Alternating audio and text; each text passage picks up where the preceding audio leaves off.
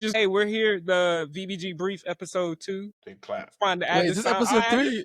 Is this episode 3? This 3? This is episode 3. You are Episode 2. lying. All right, this This is the is 3. second episode that we've recorded to be announced if it's episode 2 or 3. 3. We'll figure that out because we're recording a second one tonight. So we just this is episode 2 or 3 with Miss Toni Tupponce of A Sign of the Times. We gotta add we gotta get the soundtrack in here. But Al's gonna kick us off and lead us here today because as our creative director, his first projects that he worked on was this legacy rebrand. So Al, take it away for us. Yeah, we definitely need a soundboard. Somebody got to be in control. We need a soundboard or something with some preloaded sounds. Yeah, definitely. Do a little song. But yes, I am the Chief Creative Officer, handle everything graphic design related, as we know from the first episode. We're here with Miss Toni from A Sign of the Times. And I just wanted to know a little bit about A Sign of the Times. What is A Sign of the Times? Who are they? What as a nonprofit, who are they? So A Sign of the Times, as you said, is a nonprofit organization here in Charlotte. And our mission is to preserve the legacy of the African diaspora through music, through dance, and through spoken word. The organization was founded by my husband, Tyrone Jefferson, who is a composer and musician. He's a trombone player of some world renown.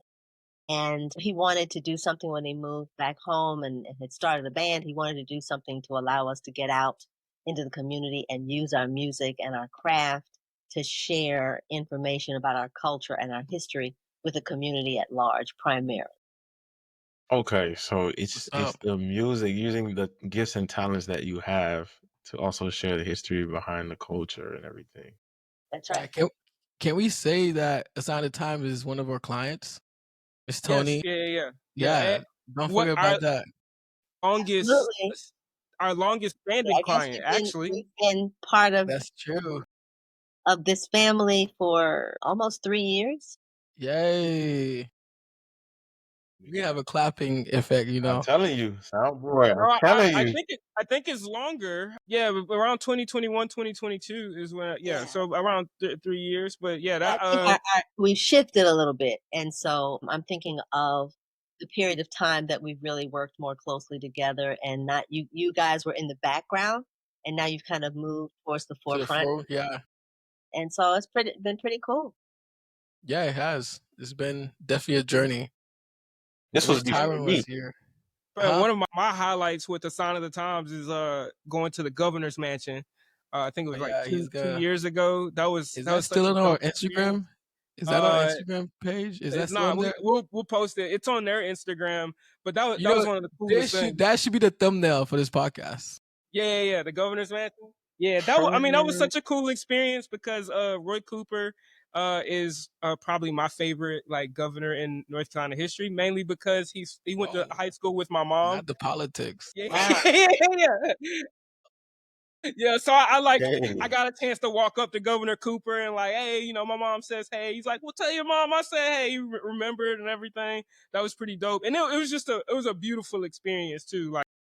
Tyrone and Toni are just natural, gifted performers. So when they get when they get in front of a mic, they just it's a whole nother thing. So it's I'm super grateful for that experience. That'll be one I remember for a while. Yeah, the intro of this podcast should be. Go ahead, Miss Toni. Sorry. No, that's okay. I was gonna say the intro of the podcast should be Tyrone at the government mansion playing. Yeah, absolutely. Yeah. Absolutely. I wanted to get into at what point did A Sign of the Times feel like, hey, we need a fresh look, especially during the rebrand? What kind of led you to that decision? Well, it was part of a broader conversation around marketing and around getting our message out to younger people, because our demographic is really between about 55 and 85, Okay. And we realized that as a nonprofit, we wanted to survive long after we're gone. Because for me, what was the point in starting it if it was just for a little while? But to do that, then we've got to reach out to younger people. We've got to not lose the people that we have. So we don't want to throw the baby out with the old person out with the bathwater. Right. But we also wanted to do things that would attract a younger audience to us. So we started talking about what kinds of things can we do to our brand to kind of pick it up a bit, make it a little more enlivened, but at the same time, not lose those core things that make sure people understand who we are and what is at our. I'm gonna piggyback on the core thing because yes, you want a more modern look to capture the younger audience, but also keeping that rock, that solid that started the whole thing, that everybody's around. I want to talk about the Ankh. The Ankh and the logo is the main, that's the star. That is everything. Everything else around it is the extra. The Ankh is the main thing. A little bit about the Ankh. I wanted to know about it because I haven't done complete research on it, but what does it represent specifically? Well, the Ankh is a symbol of life. And it is, if you look at an Ankh, say straight out of Egypt, it really represents life. And in such, or as such, the Ankh represents the fallopian tubes. It is that point of life. And if you look at a picture of a female anatomy and place the Ankh on it, on top of it, you'd see that, right? So the Egyptians recognized that life comes through the woman.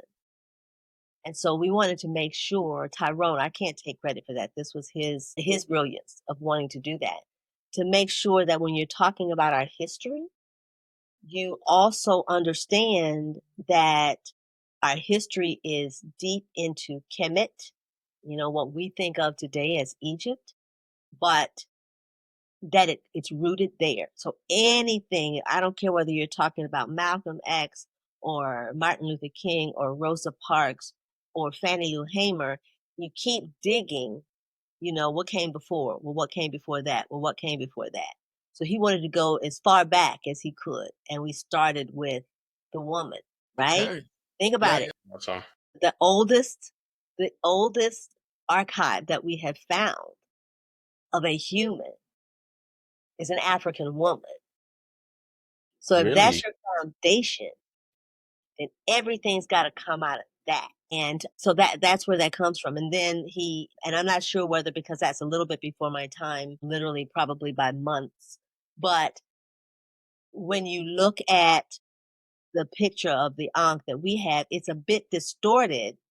And we recognize that because we also wanted to put the name in the visual of the Ankh, which elongated a little bit, and then put the instruments, make the points of the Ankh relate to the instruments. So yeah, we're about history and we're using our music to tell those stories. So that's the visual.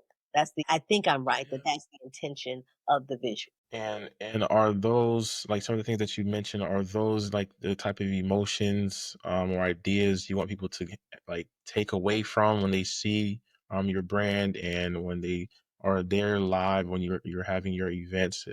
It's just like what specific emotions would you like to convey and for them to receive, and also how they view the nonprofit organization? Well, yes and yes. The thing that we want to get through, no matter what kind of event we're doing, our flagship event was our annual Black History program. And that was always a themed event with our big band because we started with I think 21-piece big band, primarily community based. But then we would bring in, not every year, but occasionally we would bring in nationally known acts or stars or celebrities, musicians, poets, dancers to be a part of our event based on whatever the theme was.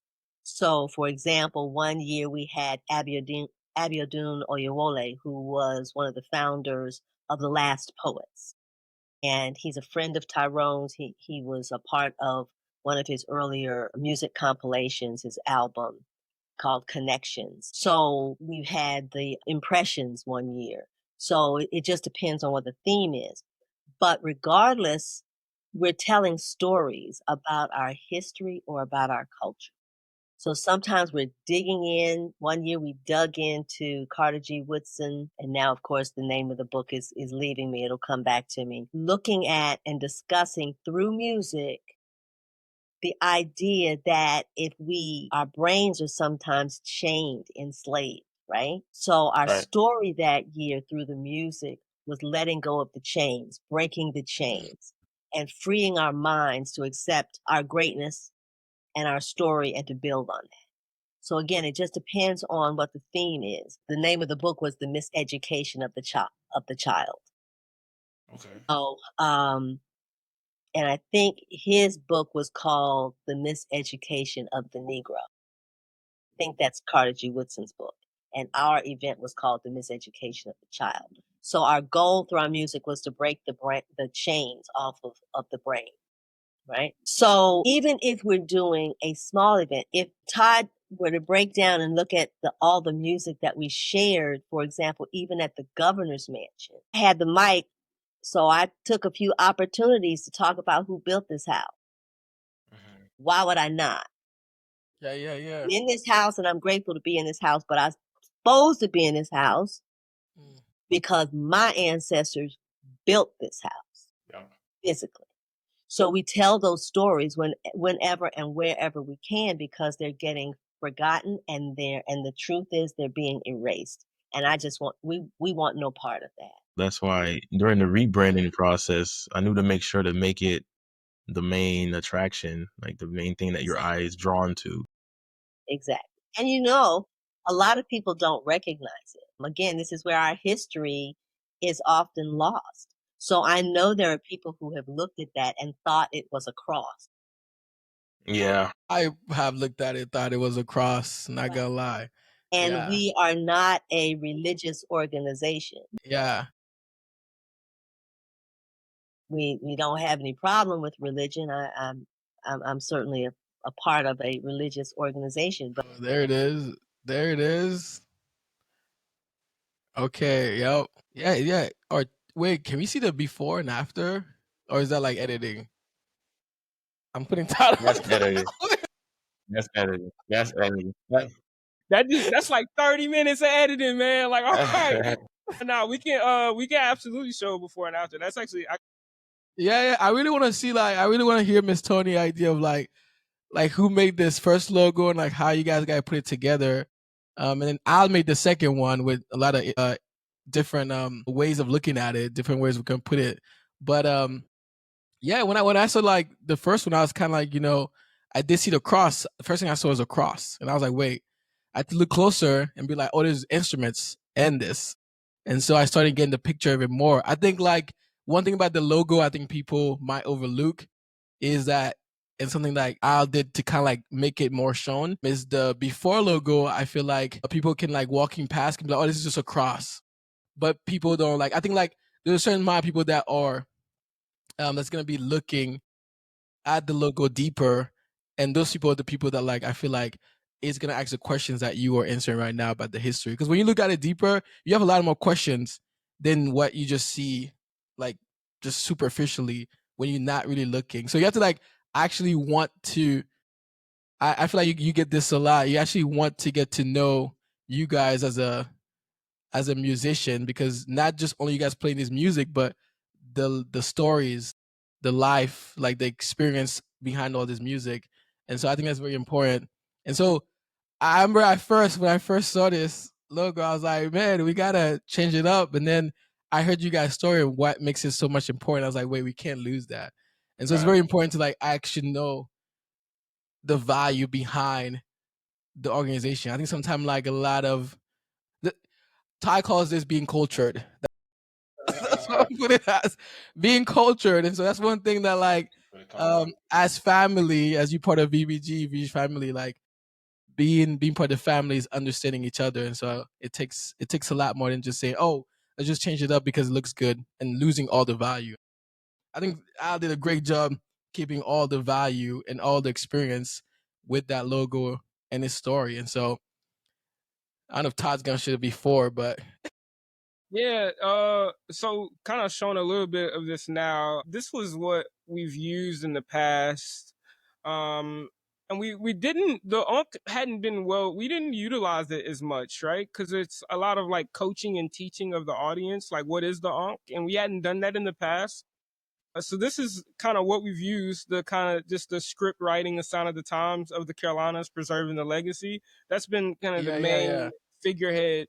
The Ankh had been lost for quite some time from the organizational perspective, where we weren't utilizing it, and it wasn't in a sense of like, hey, we didn't want to, it's we didn't know to utilize it. And then now this has kind of presented an opportunity with the rebrand to kind of do some education to even some of the board members being able to say, this is what this means, this is what it means to the organization in itself. And that's been a really cool opportunity, because we like to say culture moves really fast, right? And so if culture's moving really fast, you have to kind of chase those trends, right? That's kind of a thing within marketing. But for us, we don't want to chase the trends, right? We want to kind of be a part of building real strategy, telling real stories, and really getting a chance to include the Ankh in a sharper way as well, with a new text, new background, and hopefully we'll be breaking out the new website soon. But we got a couple things to get to that point. But that'll be something we're really excited about, and that's the reason we really love working with the Sign of the Times, is because they trust us. They let us a little bit of conversation here and there of what we need to do and how we need to do it, but ultimately we want to take care of them. We try to. Yeah, that's all the questions I had for this episode. Is a good chance for everybody to get to know Sign of the Times on a deeper level than what's on the surface. I appreciate Miss Toni being here with us, sharing everything she has. Before we wrap, Miss Toni, thanks for having me. Tell the people how they can support a Sign of the Times and the work that you guys are doing. We're gonna put a banner on the Get Todd all kind of work to do. Hey, that's all I heard. That's what I heard. This will be out. We'll be able to see this on our website as well, or on our Facebook page as well, and our website ultimately. Yes, ma'am. We'll link it. Great. Yes, ma'am. Well, I appreciate it. Appreciate you guys. How can people support you guys? Whether it's coming to a concert, next event, what's next for Sign of the Times? Well, we've started our Straight Ahead Jazz series that occurs on the fourth Sunday of the month at 4:00 at the Arts Factory here in Charlotte on West Trade Street. And that's an opportunity for us to do a couple of things, to give a concert that's very affordable, as well as invite some of our musician friends or folks who are wanting to break into into jazz in the community to come up on our second half and play, sit in or sing. I'm encouraging folks who speak to me about it to prepare something that is straight ahead jazz and kind of get out of their comfort zone, because oftentimes people come in and they want to R&B or a gospel tune or something, and that's cool because I love doing all of it. But straight ahead jazz, it's not always comfortable, but it's a great place. I hope we present a place to comfortably and safely try your wings a little bit at straight ahead jazz. So I encourage people to come out and do that. And we may be going down to Charleston next month to do something at Mother Emanuel in memorial to the massacre that happened there a few years ago. And that's a great honor if that works out. I'm working on that right now, as a matter of fact. So I'm real excited and thrilled about that. I mean, that's right up there with playing for the governor for me. Whoa. It's right up there. Let's do it. That's good. That'd be big. That'll be a really important. Yeah, that's hollowed space, man. That's hollowed space at Mother Emanuel. So to get to do that and have all those spirits around us that passed away that night, that's going to be over the moon. Thank you so much, Miss Toni. We really appreciate you joining us. Thank you for having me. And even though the boss wasn't here, yeah, man, Tyrone's a famous man. I had a yeah, lot of questions y'all for gotta him, man. He's a famous dude.